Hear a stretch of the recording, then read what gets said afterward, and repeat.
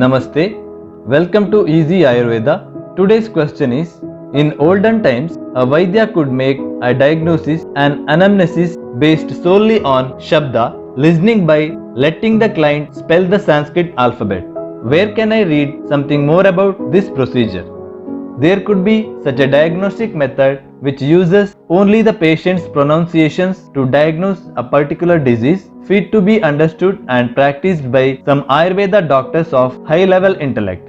But they are not mentioned in the main Ayurvedic treatises, that is, Charaka Samhita, Sushruta Samhita, and Ashtanga Hridayam, that most of us, the average level intellect Ayurveda doctors, read. Marketing Ayurveda with unrealistic expectations or magical claims has become a trend in the Western world. Mysticism, where spiritual ways of diagnosis or treatment are employed by some Ayurvedic doctors just to be unique and to stand apart from the rest of the practitioners. Pulse diagnosis is not mentioned in the main Ayurvedic treatises like Charaka Samhita, Sushruta Samhita, and Ashtanga Hridaya. Why? Ultimately, pulse diagnosis is just one among the diagnostic methods and not the only diagnostic method. Pulse diagnosis was explained in the later Ayurvedic text after the Unani system of medicine became popular in India. The Unani doctors were compelled to do pulse diagnosis because if the patient was a woman, in their custom, the only part that the physician can see and examine is their hand. If there is a spiritual healer who practices a spiritual way of diagnosis and healing, ideally he should not be charging a fee for his service, because the terms commercial and spiritual are antonyms. A person who seeks money from you for his service can rarely be termed as spiritual. Why would you want to believe the accuracy of a diagnosis made just by listening to the patient's voice? There are 9 different ways to examine a disease. To understand the nature of a disease, its magnitude, causes, premonitory symptoms, signs, aggravating and pacifying factors, disease pathogenesis, prognosis and complications. Not just listening to the voice, but the other senses can also be made use for the diagnosis of a condition. For example, crackling sound from the joints can indicate osteoarthritis. Bad breath or a whitish coating on the tongue can indicate weak digestive strength. A raised body temperature on touch can indicate fever, etc. 5 different modes of disease examination, like understanding the causative factors, premonitory signs, signs and symptoms of the disease, aggravating and pacifying factors, and disease pathogenesis.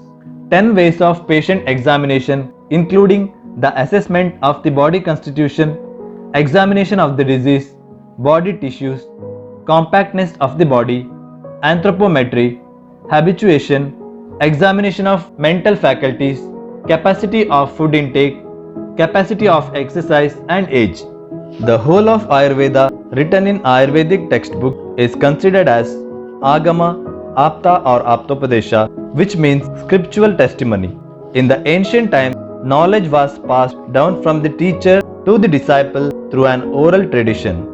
It was sage Bharadwaja who sensed that the future generations might have trouble in memorizing all the knowledge and started to record the information in a written form as palm leaf manuscripts. According to the reference found in Charaka Samhita Sutrasthana, chapter 11, verse 27, ancient Ayurvedic textbooks are written based on following points. Parikshakaihi pranitaha, that means after being well examined by the examiners in multiple ways. Shishta Anumato, that means accepted by well-learned scholars of the society. Loka Anugraha Pravrittaha, that means written for the welfare of the whole world. If only the sound of the patient was sufficient to make a complete diagnosis, then the ancient masters would not have written about other methods of diagnosis like examination of tongue, feces, urine, examination by inspection, palpation, etc. Examination of urine and stool has been explained in detail under eightfold examination by Yoga Ratnakara. These tests ascertain the diagnosis and prognosis of various diseases. If a person wants to go to an Ayurveda practitioner who would diagnose the disease solely by listening to his voice, then the person must have complete trust in the doctor's words about the diagnosis, treatments, and progress made in healing, etc. Only that doctor can tell him if the disease is getting cured or not. That is a lot of trust being put on an Ayurveda doctor. If an Ayurveda doctor proclaims that he is the sole owner of diagnostic and treatment technique and that he heals spiritually, I would be skeptical. I would rather trust an Ayurveda doctor who practices based on the textual reference of Charaka, Sushruta, etc. Yoga was modified into hot yoga, cold yoga, Bikram yoga, and then on to beer yoga, naked yoga, etc. Let us not push Ayurveda in that direction. Do not believe your Ayurveda doctor if he prescribes a formula without disclosing its contents when asked. He offers to heal you spiritually, but for an exorbitant cost, maybe like $1 million. He claims to heal you with the just mantras or just by his touch or just by his vision. Highly experienced spiritual gurus can do this, not your neighborhood Ayurvedic practitioner. If he claims to have a 100% success rate in curing all diseases that he treats, the universal rule that holds good for a lot of aspects of life also holds good for Ayurveda. If it sounds too good to be true, it could be a scam. Thanks for watching this video. To learn more about Ayurveda, please visit easyayurveda.com.